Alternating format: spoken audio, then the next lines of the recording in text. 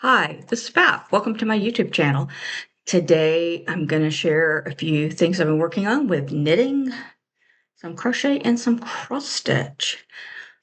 First up, a finished object, more socks.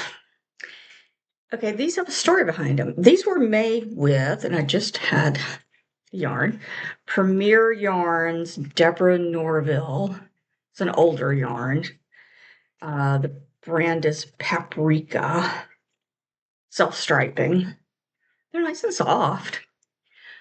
I started these last year, but instead of knitting them on needles, because I didn't know how to knit on needles yet, I was just learning. I did it on the sock loom that I've had for years and have never finished a sock on. So I did finish one of these on this. If you've never seen loom knitting, you use this little pick to wrap the yarn up and over. And it takes a long time with socks because it's little, it gets tight, it can be a problem. But I did finish one sock. And then I had the other one about halfway done. And the other day I looked at it and went, I don't seem to be finishing that. So I say the other day, it may have been a couple of weeks ago. I took it off the loom and put it on knitting needles and finished it with my needles. These were cuffed down and with short row heels. Yes, you can do short rows on here. I didn't bring the book in here. There's numerous books you can get for loom knitting socks. This is a KB loom, KB standing for knitting board. I don't know if they make this purple one anymore. Some of them are wooden. It has this so you can adjust how many pegs you're using. I doubt I'll use this again now that I know how to use needles. But they're comfortable socks. I've worn them a couple of times. And they are nice and soft. After they get washed, they're really soft. So that was, yes, Serenity Sock Weight, Premier, Deborah Norville. Made in Turkey, 50% superwash merino, 25% bamboo, and 25% nylon. So that was my finish. Now I have an almost finished. I posted a short about these. Look, it's a really long sock. It's a knee sock, at least on me, because I have short legs. Each sock uses about 50 grams of yarn, and I wanted to use as much of the yarn as I could. Did these on toe up on size 1 US 1 needles. I just need to bind this one off, and that takes a little bit of tension, and I needed to take a break this morning. 2x2 rivet,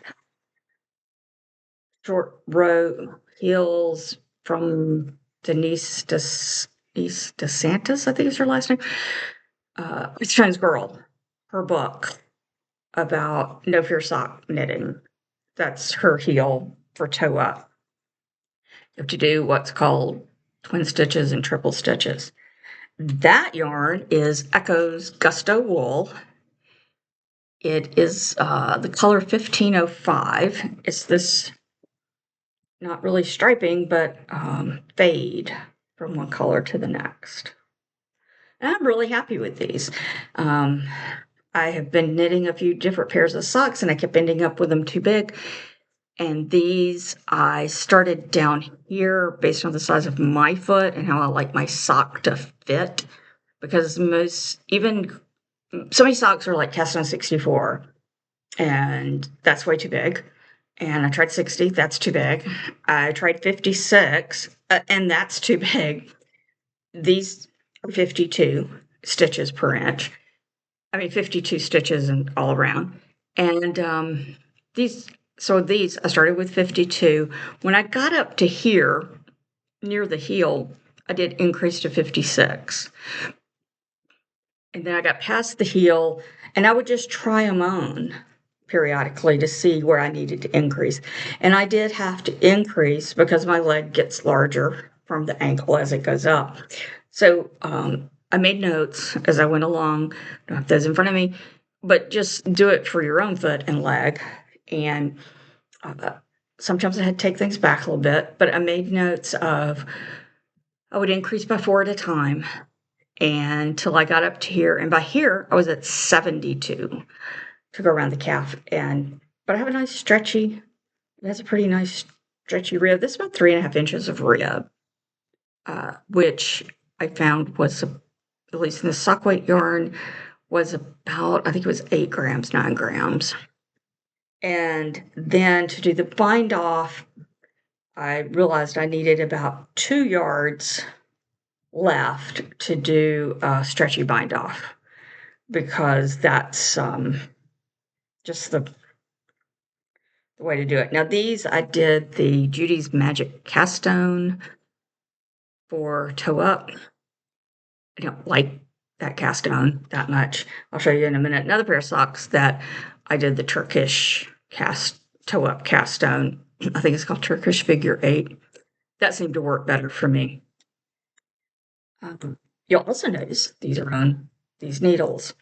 I made an investment last month at my local yarn store and bought the Shagoo Shorties.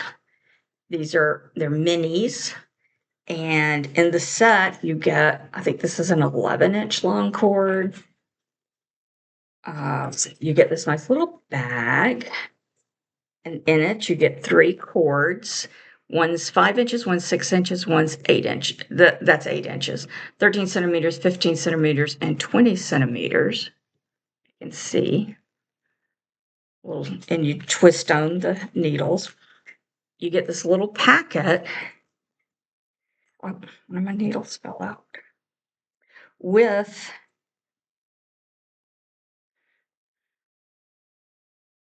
I have things just falling all over the place. Okay, I'll sort that out later. But you get all of these different sets from US 0, 1, 1.5, 2, 2.5, and 3. And you get 2 of each one. You get these short ones. And then you also get the longer ones. Let me see if I can hold them up next to each other.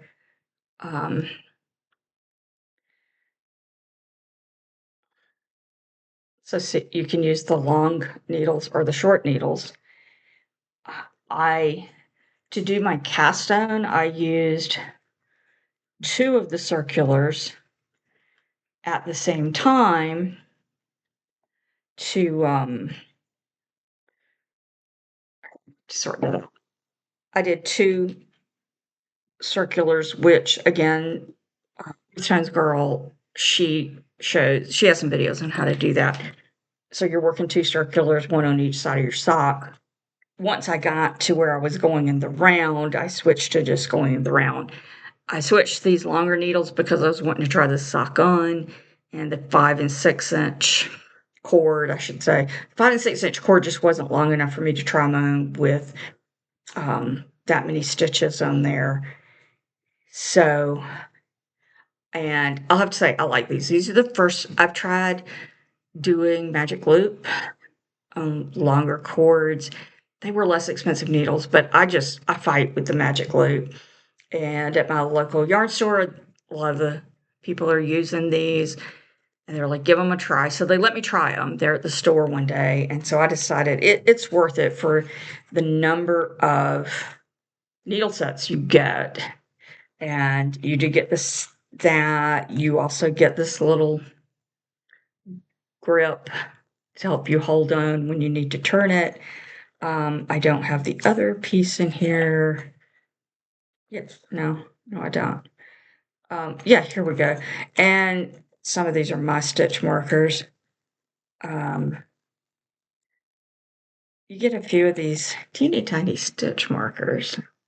I can hardly hold them up. Okay.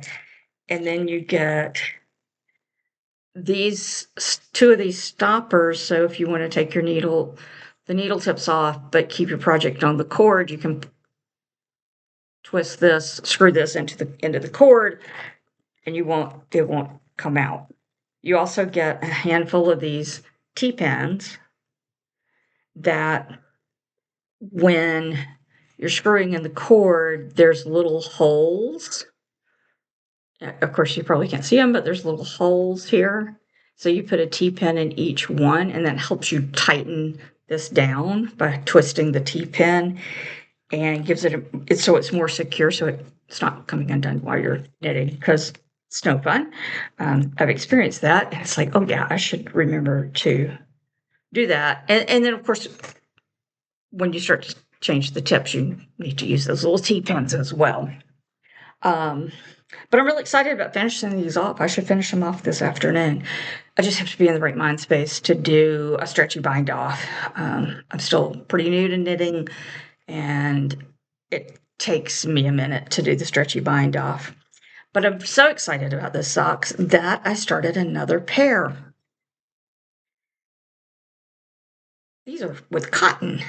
This wool, oh, by the way, the Gusto wool is, what is it made of? It's hand-dyed sock weight, 80% merino wool, 20% nylon superwash. It's a lovely soft wool to work with. It comes in 100-gram. You get 2 skeins or 2 hanks. Each one is 50 grams. And the point is that you will end up with matching socks if you start both at the same end of the skein. Of course, you could do opposite if you want. The pattern, I just followed, like I said, a simple vanilla sock pattern, and followed how to do the heel from the book, No Fear Sock Knitting. So I'm doing the same thing with this. This sock is Summer Sock Line from Lans de Nord. Okay. It is 80% cotton, 12% nylon. It's in 80-gram balls. So be aware of that. It's not going to make super tall socks. But again, I want to use all the colors, so I'm doing toe up. So I found the end on each one that matched in color, so that way they'll both start with this 1 or 2 stitches white and go into this pale green, and then I'm not sure if you can see it, but there's a pale blue, and then it's starting to, it kind of goes through this back to the pale green, and then there's a turquoise and a pink, a hot pink, and a yellow and a light pink, and some more light blue in there. And I said this is cotton. I'm working those also. I've got these on DPNs right now. I will probably switch over to my Shide Goose when I finish up that sock. I found casting on a little bit easier for me on DPNs, or with 2 of the circulars. Again, this is a toe-up Turkish cast on. The instructions are in No Fear Sock Knitting. Also, you can find a lot of videos and instructions online of how to do that. This, see if there's anything. Oh, this is, the color is 106. So yeah, this is 106. They have lots of different of these self-striping colors. So yeah, I think if you can kind of see, that's sorry, my hand the wrong way. That's sort of what it's going to look like. I don't know how tall I'm going to make them, but we'll see when I get past the heel. I don't know if I'm going to do the short row heel or if I'm going to do an afterthought heel. A lot of it depends on how I feel when I get to there. And also, I now know, I said earlier about keeping notes. I have kept notes about, okay, how long do I need the toe? How long do I need the foot? How many, how big around do I need the sock? Where do I need to increase or decrease? So I wrote all those notes down as I was knitting. And then I went and just created a document on the computer and printed off of my sock pattern. It's not going to fit most other people's feet. I don't know if I even want to try to knit socks for other people because of trying to get it to fit, because it seems like commercial socks, you know, there's 1 or 2 sizes, you buy them, they kind of fit. But these, but hand knitting socks, I don't know, I don't know if they stretch more or they stretch less, but they just don't seem to be as forgiving on size. And I've used 4 different yarns now. 4 different yarns, and that's just my feeling. So that's what's up next on the knitting needle. That's on the knitting needles. The next thing I have on the knitting needles is I got this beautiful yarn here. It's hard to tell the color. It's a little darker than what it's showing on the screen. Yeah, that makes it, there you can see it a little bit better. It is from Yarn Citizen. Local yarn shop had some of this. It's Harmony DK. Honeycomb is the color. It is 50% wool, 50% alpaca, made in Peru. It's 100 grams per skein. It says to hand wash, so it's not superwash. And I've been wanting some yarn for a shawl or a poncho. And one of the folks at the OIS said, hey, we can get some of this Yarn Citizen, at a good price if you want me to get you some. Pick out a color, and whether you want DK or worsted. So she ordered this for me because she was placing an order anyway. So I looked for a shawl, and I didn't want just plain stockinette. I wanted something different. So I found this pattern. It's a free pattern from Purl Soho called Hickory Shawl, and I'll leave a link below. And you can kind of see it has different textures in it. Yeah. It has zigzagging grooves and ridges, every stitch etched with striking clarity. You want a yarn that's going to show the stitch pattern. And so this is the first section, and I think you can see the stitch pattern.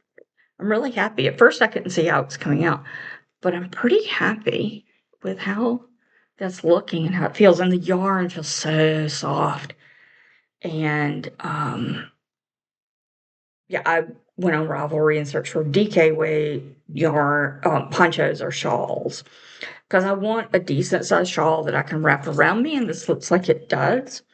I think they show people wearing it. I think this is a relatively new pattern.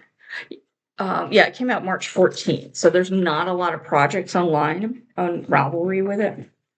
And it has the written pattern, and it has charts as well. There's the chevron pattern, chevron zigzag, which is what this is. And then there's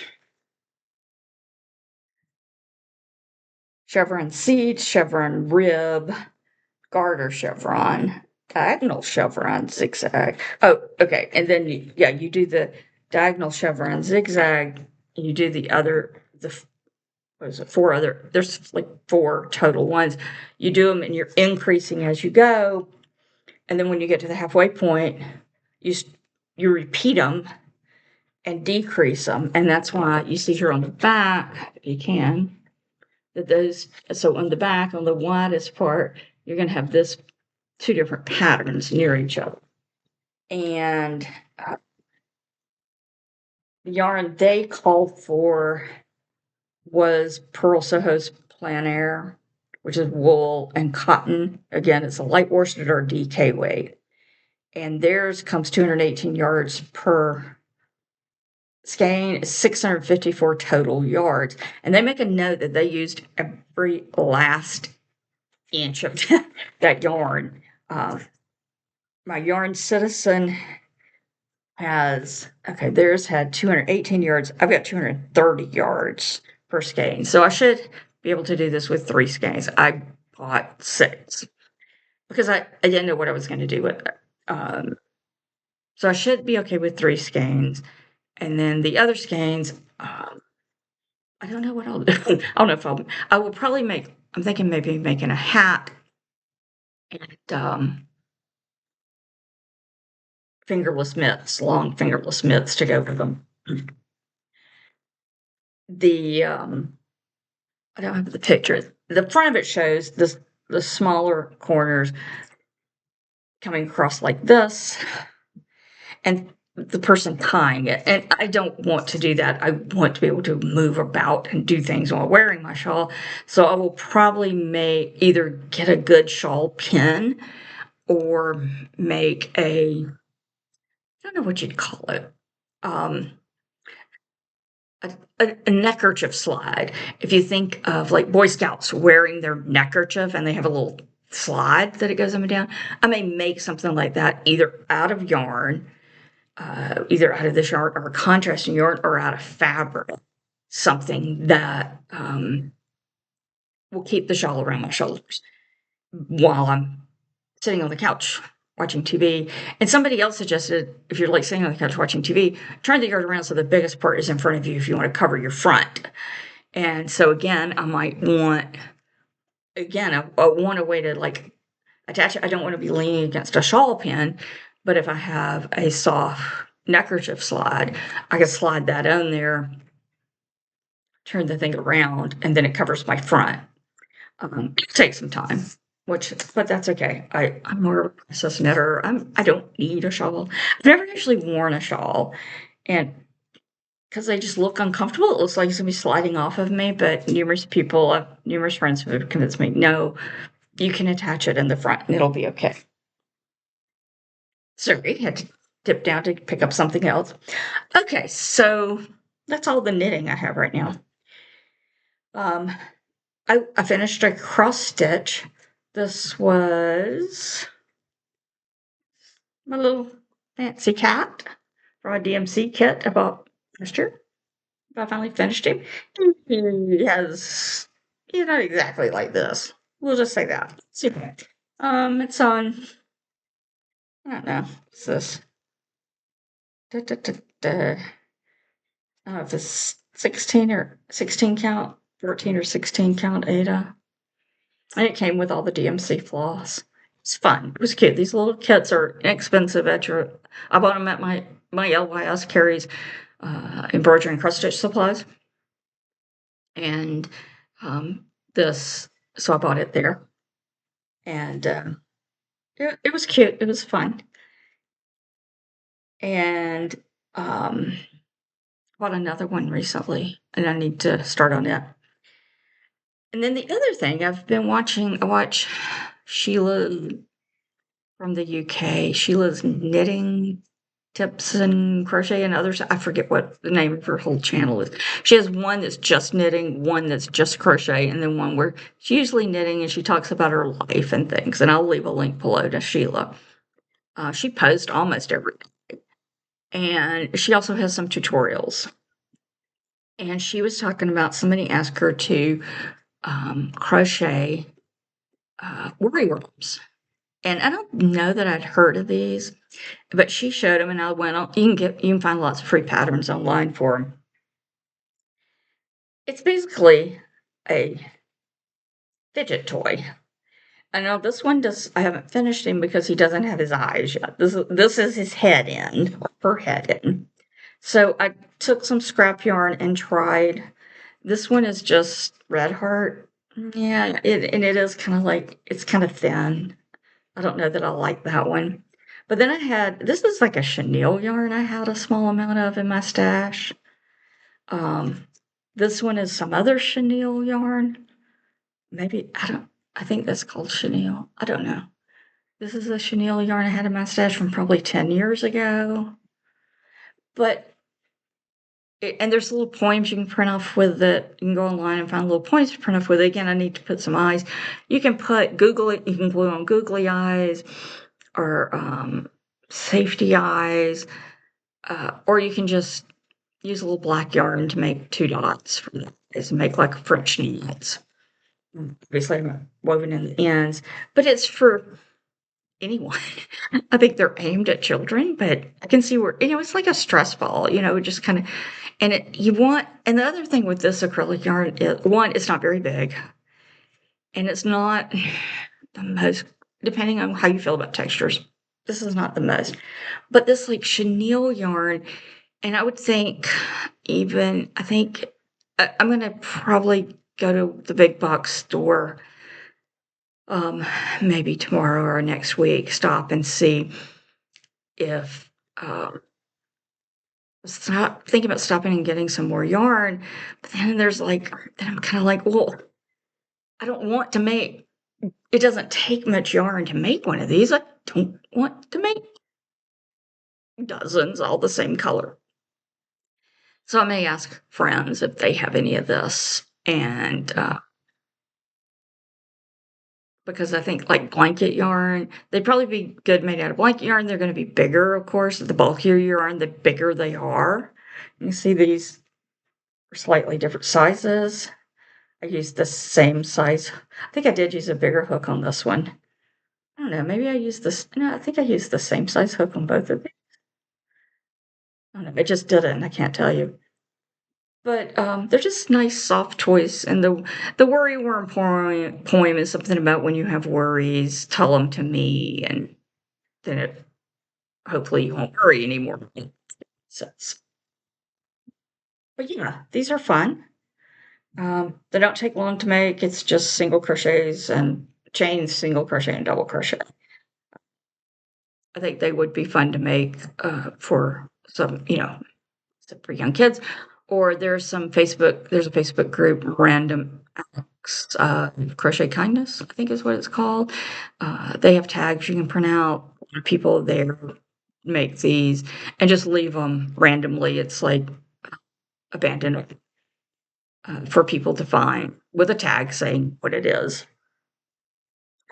And yeah, again, it's kind of mindless and crochet, and they're fun, as you can see. And I can sit here and do this if it's a soft yarn.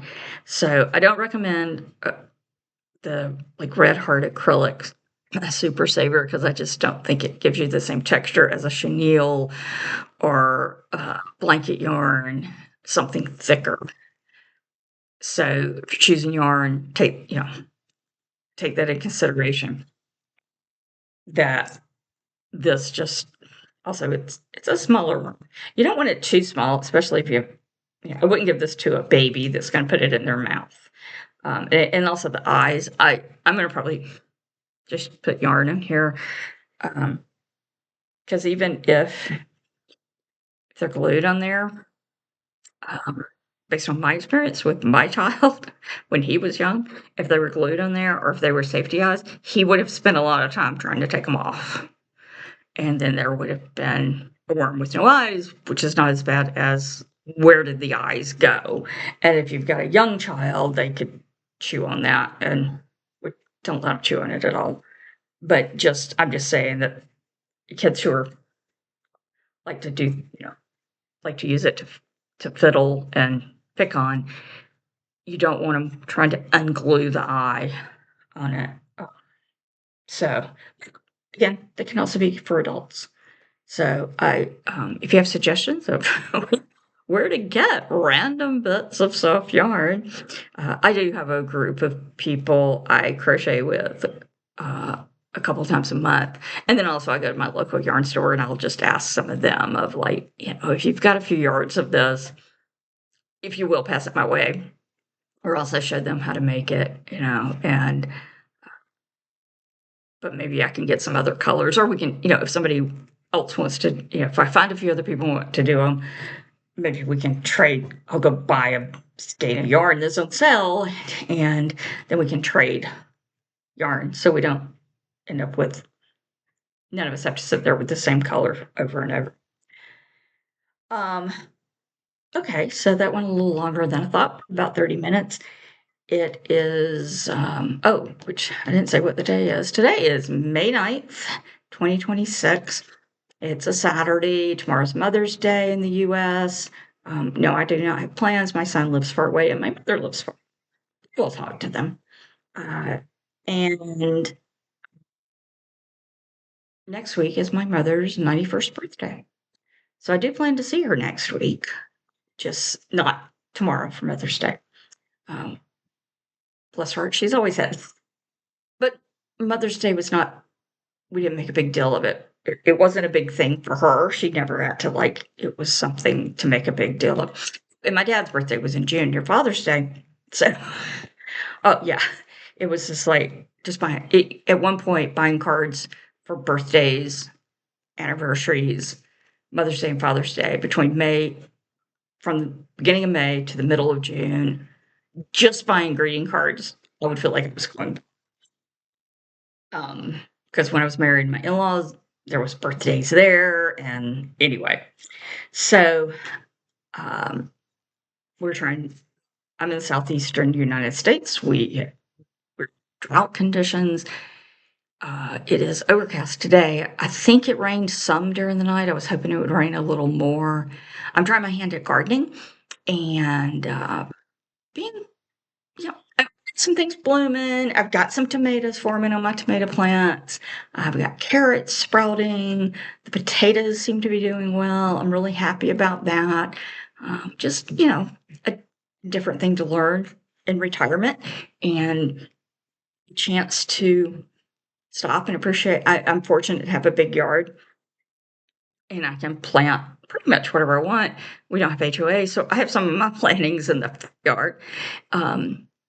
Make them look nice. So I'm also planting a lot. I'm trying to plant a lot of wildflowers, planting for the pollinators, the birds and the butterflies and moths. And in fact, I went to a talk last week at the local library, and that one of the librarians is into gardening and wildlife. And so she gave a talk about how to attract pollinators to your yard.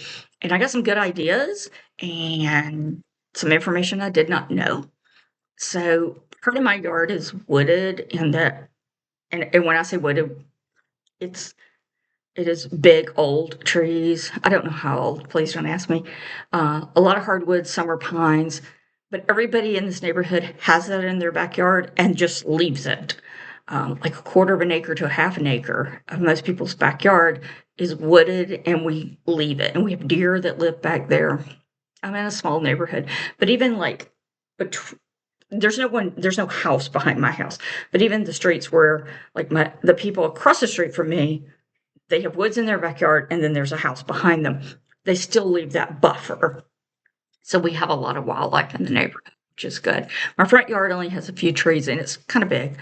But I'm hoping to plant more wildflowers and reduce the amount of lawn and lawn care with ground cover and wildflowers to make it look prettier and to help the environment.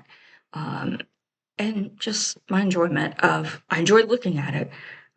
So if you're like me, you've retired for whatever reason, you're over, when I retired, so many people I worked with, when I said I was leaving, they were like, "What are you going to do with your time? Oh my gosh, what are you going to do?" Like, there's lots of things. I crochet, I sew, I paint, I draw, I read, I repair sewing machines. I have, and that's what now I've learned to knit, and I cross stitch, and there's so many things to learn about. I do think I'm very fortunate. Our libraries, they don't have a lot of activities, but they have a few. Usually there's one or two things each month that I like to participate in, or just go to the library and get books. And my library has jigsaw puzzles. I think they have a game. I live where I live. I can go in like one of three directions to get to a library within 20 minutes. They're all county run. But they have different activities at each location. And I know I'm rambling, sorry. But one of them's having board game night. There's lots of things. So I encourage you to go do that. If you are retired, how do you spend your time? Have you learned new skills? Have you taken up new hobbies? I meant to bring a book in here. I'll post a short. There's a book called Craft Psychology by Mia Hobbs.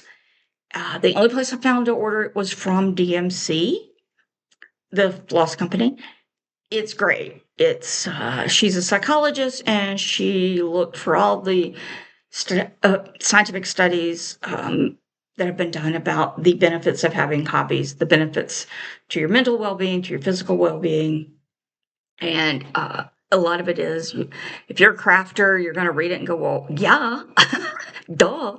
But it helps show there is scientific proof of reduces depression, reduces cognitive decline, reduces chance of dementia, reduces blood pressure, stress, anxiety, and it gives you a sense of well-being, regardless of how old you are.